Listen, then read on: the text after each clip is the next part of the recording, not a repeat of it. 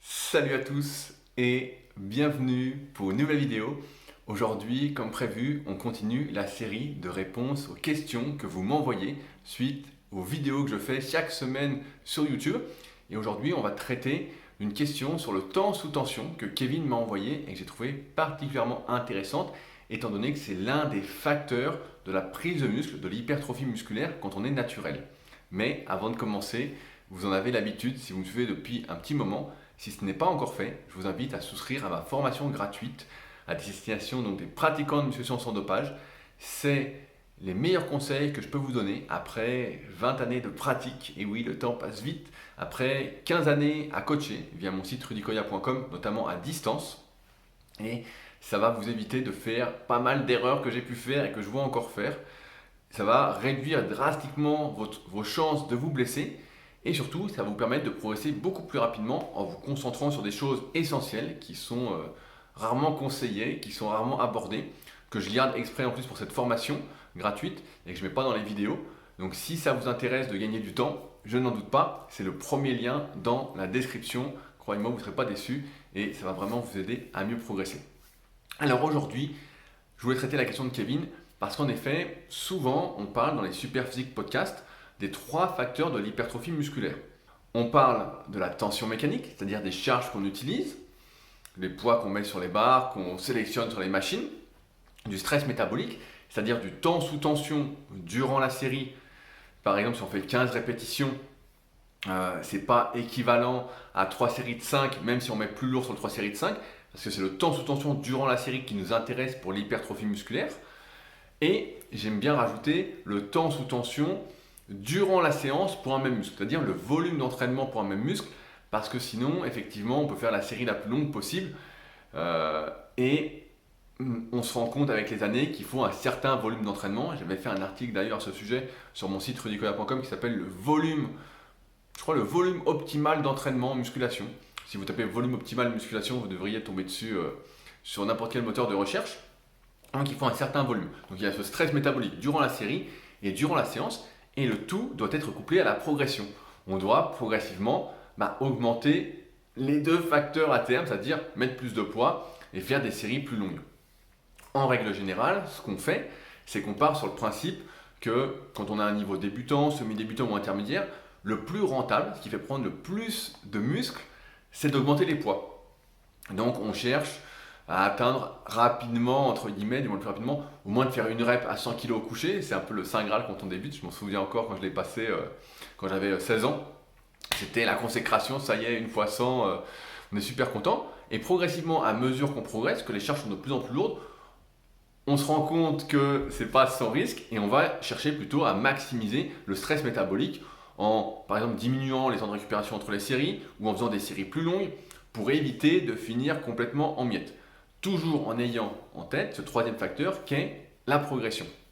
La question de Kevin maintenant, elle est très simple, c'est qu'il existe une sorte de consensus, sans qu'il y ait trop de débat là-dessus, qui dit que pour maximiser la prise de muscle, à mesure qu'on progresse notamment en poids sur les barres, il faut 30 à 60 secondes de temps sous tension par série. Et Kevin s'est chronométré sur les tractions et sur le développé couché, et malheureusement, ces séries ne durent que 20 secondes. Et donc, il se demande s'il ne met pas trop lourd finalement et que ces progrès qu'il fait ne sont pas décorrélés ou du moins ne sont pas l'optimal dans une optique de prise de muscle et de transformation physique.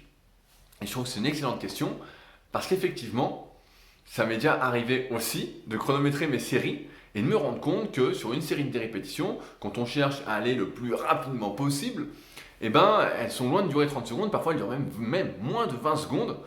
Et donc, c'est problématique, entre guillemets, j'exagère un petit peu, mais quand on veut que ces progrès soient corrélés à la prise de muscle, quand on veut vraiment se transformer musculairement. Si l'objectif est la force, c'est beaucoup moins important, mais quand on veut prendre du muscle, c'est hyper important. Et donc, il y a une sorte de zone optimale, une sorte de compromis entre les charges qu'on utilise et le temps sous tension durant la série et durant la séance, qui va maximiser un compromis qui est un peu différent selon chacun, mais il y a une moyenne, d'après mon expérience, qui est que il faut ce compromis qui est d'avoir au moins 30 secondes sous tension par série. La question de Kevin, Elle n'est donc pas si inintéressante que ça, et je la trouve même très intéressante, parce que ce que j'ai remarqué avec les années, c'est qu'effectivement, nos séries étaient trop courtes. Et c'est pourquoi je milite depuis plus d'une dizaine d'années, et c'était notamment le cas de mon tout premier article sur superphysique.org en 2009, sur quelle charge fallait-il utiliser et avec quel temps sous tension, c'était combien de répétitions faut-il faire en fonction de son niveau, et où j'expliquais justement que les séries courtes au début étaient très intéressantes, du moins celles qui ne duraient pas très longtemps pour prendre rapidement de la force, pour avoir en quelque sorte les fondations, mais qu'ensuite il fallait allonger ces séries pour justement profiter de ces charges et vraiment prendre du muscle. Parce que ces séries très courtes, que ce soit en termes de nombre de répétitions ou de temps sous tension, eh ben, elles étaient fortement limitées. Maintenant, ce qui est intéressant, c'est qu'il y a plusieurs trucs à prendre, plusieurs choses à avoir en tête. C'est que, sur tous les exercices, 10 répétitions, ça va faire la même durée. En règle générale, plus un exercice est d'isolation et plus la série va être courte. Parce qu'il y a moins d'amplitude, il y a moins de trajet. Deuxièmement, je viens là-dessus, c'est qu'en fonction de sa morphoanatomie, c'est-à-dire de ses leviers osseux, notamment, plus on va avoir les bras longs et plus la série au développé couché va durer longtemps. Plus on va avoir les fémurs longs et plus la série au squat à amplitude, je sais pas, à descente égale, va être longue. Pareil à la presse à cuisse, donc sur l'exercice polyarticulaire, ça peut énormément varier en fonction de ses leviers.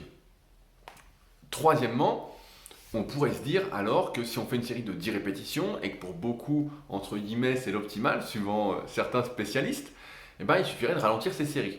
Or, il a été montré sans trop de débat non plus possible, du moins de manière naturelle. Encore une fois, l'entraînement naturel et l'entraînement avec produits dopants n'a rien à voir. Il y a pas mal de témoignages sur la chaîne que vous pouvez aller voir qui sont assez accablants et qui montrent vraiment l'envers du décor. C'est complètement différent. Les facteurs secondaires, entre guillemets, deviennent des facteurs qui cartonnent, alors que naturellement, ça ne marche pas du tout. Qu'est-ce que je voulais dire? C'est que oui, on pourrait se dire, bah voilà, on va ralentir ces mouvements. Au lieu de faire 10 répétitions en 20 secondes, on va faire chaque répétition en 3 secondes. On va ralentir sa phase négative, ralentir sa phase positive. On va peut-être même faire une pause, entre guillemets, en haut du mouvement, en contractant à fond ses muscles. Et en ce cas-là, on va rajouter des secondes à sa série. Le problème de ça, c'est qu'effectivement, sans débat vraiment sur le sujet, c'est que nos muscles, entre guillemets, pour solliciter nos fibres rapides, c'est-à-dire celles qui ont le plus de potentiel de croissance, eh ben, il faut en quelque sorte pousser de manière, on parle d'accélération compensatrice. Il faut en quelque sorte, bien qu'il faille contrôler la négative plus ou moins pour ne pas faire de rebond par exemple sur les exercices, pour ne pas se mettre en danger, plus la négative entre guillemets d'un exercice est rapide, plus celle-ci est traumatisante, aussi bien pour nos muscles, donc ça c'est cool, mais aussi pour nos tendons et articulations, donc ça c'est moins cool, surtout pour ceux qui sont plus vieux et qui m'écoutent aujourd'hui. Et par contre, sur la phase positive, plus on va vite avec ses muscles, j'insiste bien avec ses muscles, il ne s'agit pas non plus de faire n'importe quoi, mais d'utiliser les bons muscles pour faire l'exercice, et bien mieux c'est parce que la vitesse est un facteur de recrutement préférentiel des fibres rapides, celles qui ont donc du potentiel de croissance. Et quand on va doucement, et ben, on les recrute moins. Alors après, il y a plusieurs façons de recruter ces fibres, mais l'un des problèmes, de mon point de vue, de ralentir ces répétitions, c'est qu'au final, on est tout le temps en train de compter. Si on fait ces répétitions à la même vitesse, c'est difficile chaque semaine de faire ces répétitions à la même vitesse. Dès que ça va devenir dur, on va peut-être accélérer. Un coup, on va être en forme, on va peut-être ralentir. Et donc, c'est très très difficile de mettre en place une progression de séance en séance. Et c'est pourquoi ce n'est pas quelque chose que je recommande. Il y avait l'inventeur du super slow, Ken Hutching, qui recommandait d'enregistrer un métronome pour toujours faire ses répétitions. Il fallait faire ses répétitions en 10 secondes. Et c'était une méthode d'entraînement qui avait été popularisée notamment pour les personnes âgées qui avaient déjà mal aux articulations et aux tendons, parce qu'on s'était rendu compte que, à juste titre, ralentir ces mouvements, c'était beaucoup moins traumatisant et ça permettait à des gens qui ne pouvaient pas bouger normalement, de rebouger progressivement, de reprendre de la force. Et donc c'était populaire dans les années 70-80 de mémoire. Mais voilà, donc ça, c'est pas une bonne idée de ralentir ces mouvements, Kevin. Et pour ceux qui auraient l'idée, c'est pas bon. Alors, qu'est-ce qui reste là-dessus? Il reste deux choses. La première, donc, c'est qu'en fonction des exercices qu'on va faire, de l'amplitude qu'on va avoir dessus, il va peut-être falloir allonger ces séries.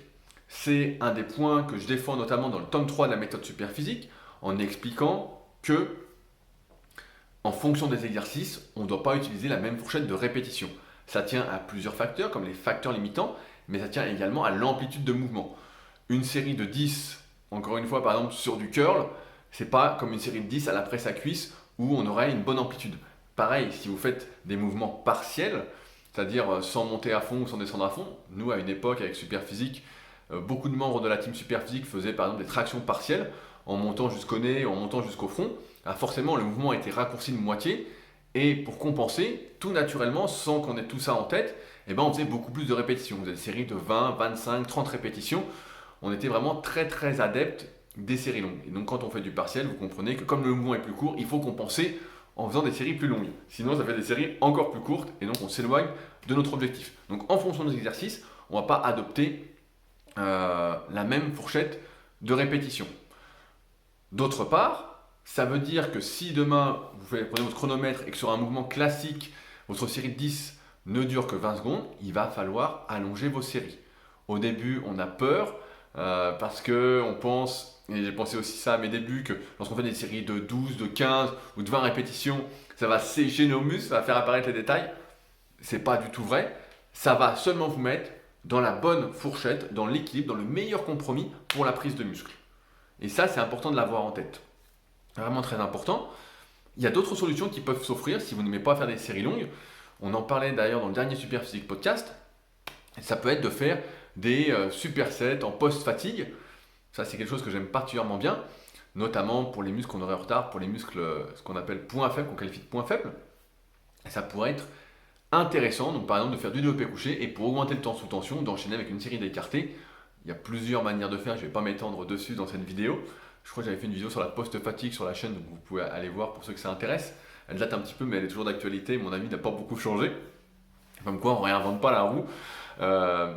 Mais ça peut être une idée de combiner deux exercices, un polyarticulaire et un d'isolation, pour augmenter ce temps sous tension et se trouver, entre guillemets, dans l'idéal. Le problème, c'est que lorsqu'on va forcer sur le premier, ça va impacter le second, et c'est pour ça que je ne suis pas pour forcer sur les deux exercices, mais seulement sur un seul, et comme vous l'avez compris, plutôt sur le polyarticulaire. Donc, aujourd'hui, vous comprenez bien que, et je le dis après 20 ans d'entraînement, que les séries longues, en fait, la plupart du temps, sont beaucoup plus efficaces pour prendre du muscle que les séries courtes, qui vont durer donc moins de 30 secondes, qui vont durer 20 secondes et moins. Et ça, c'est important de l'avoir en tête, parce que personne n'aime faire des séries longues, tout le monde aime mettre le plus lourd possible. On essaye de se convaincre à chaque fois que faire par exemple 10 séries de 3 répétitions avec 1 minute 30 de récupération, c'est aussi bien que de faire 3 séries de 10 avec 3 minutes de récupération. Il y avait pas mal de méthodes comme ça dans les années 2005-2008. Des mecs essayaient de nous convaincre de ça, et on s'est rapidement aperçu que c'était pas du tout pareil, parce que encore une fois, le temps sous tension durant la série prévaut sur je vais pas dire sur la charge qu'on utilise globalement, c'est même pour le même nombre de répétitions, mais que c'est hyper important, et ça, il faut être capable de le répéter en plus sur au moins 6 à 12 séries en moyenne par muscle pour maximiser la prise de muscle par rapport à ses progrès. Mais donc, il ne faut surtout pas, à mon avis, ralentir ses répétitions ou s'entraîner suivant des tempos dans cette optique de prise de muscle. Les tempos, ça a d'autres intérêts, comme par exemple pour bien apprendre les mouvements, pour travailler spécifiquement des parties d'un mouvement si on fait du statodynamique. Mais dans une optique de prise de muscle, ça n'a pas grand intérêt classiquement. En powerlifting, ça peut s'entendre, ça peut s'entendre en rééducation, mais sinon ça n'a pas de sens. Et c'est pour ça que je ne recommande surtout pas de ralentir ses répétitions, mais plutôt d'allonger ses séries, s'il le faut, voire de combiner ces exercices. Et c'est là qu'on se rend compte aussi que j'aimerais pouvoir vous donner un nombre de répétitions idéal, entre guillemets, pour chaque exercice. Mais c'est pour cela aussi que je mets souvent des fourchettes de répétitions idéales selon moi, parce qu'en fonction de votre morphoanatomie, vous le comprenez, une série de 10 au développé couché, quand vous n'avez pas de cage, les bras très longs, puis que vous descendez jusqu'au pec et que vous tendez à chaque fois, c'est pas la même série qu'un type qui va être entre guillemets dinosaure, suivant le tome 1 et 2 de la méthode Superphysique, qui va avoir une grosse cage, des tout petits bras, et qui lui, quand il va faire une répétition, quand il va faire 3 répétitions, vous c'est l'équivalent d'une répétition. Et là vous vous dites merde, on fait pas le même truc. Et c'est pour ça qu'au final c'est très très difficile de se comparer et que c'est plutôt au cas par cas pour déterminer le nombre de répétitions idéal, même si avec les cycles de progression qu'on a mis en place notamment dans l'application SP Training qui est disponible sur iOS et sur le Play Store, que je vous invite encore une fois à télécharger et au moins à essayer un mois, on a essayé de mettre le meilleur compromis en fonction de tout ce que j'ai pu voir au fil des années. en termes de fourchette de répétition et de cycles de progression qui sont programmés dedans. Parce que sinon, effectivement, les séries sont trop courtes. Et si les séries sont trop courtes, eh ben, on prend moins de muscles qu'on pourrait prendre. Et si l'objectif est la transformation physique, c'est quand même dommage. Après, si l'objectif est la force, là, c'est bien différent.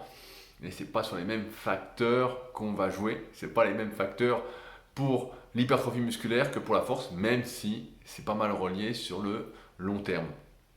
Voilà ce que j'avais à dire sur le sujet. Je pense que j'ai rien oublié, j'ai peut-être oublié des choses comme d'habitude.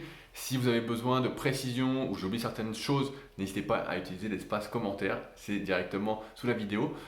Si vous souhaitez aller plus loin sur l'analyse morpho-anatomique, je le dis à chaque fois, je mets les liens directement dans la description, notamment pour apprendre à faire son analyse morpho-anatomique avec plein de vidéos d'analyse et des photos de personnes pour réussir à la faire et après faire son programme en fonction. Et enfin, ceux qui désiraient faire appel à mes services, notamment de coaching à distance, contactez-moi avant de réserver quoi que ce soit sur le site. C'est important qu'on discute avant afin qu'on soit sur la même longueur d'onde et qu'on fasse du bon travail ensemble. Sinon, on va être perdants tous les deux. Donc, ça n'a pas de sens. Cette semaine, je n'avais eu qu'une seule question de Kevin. Heureusement, celle-ci était fortement intéressante.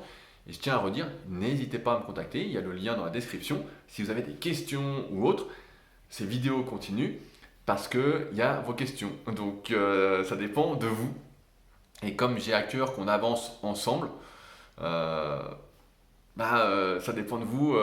Donc, posez vos questions si vous en avez. Si vous êtes coincé quelque part, même des études de cas, on va dire, m'intéressent.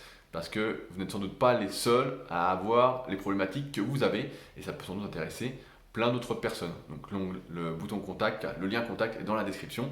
Et comme d'habitude, merci d'avance à ceux qui mettront un petit pouce bleu. Ça fait toujours plaisir. Et un petit commentaire de remerciement.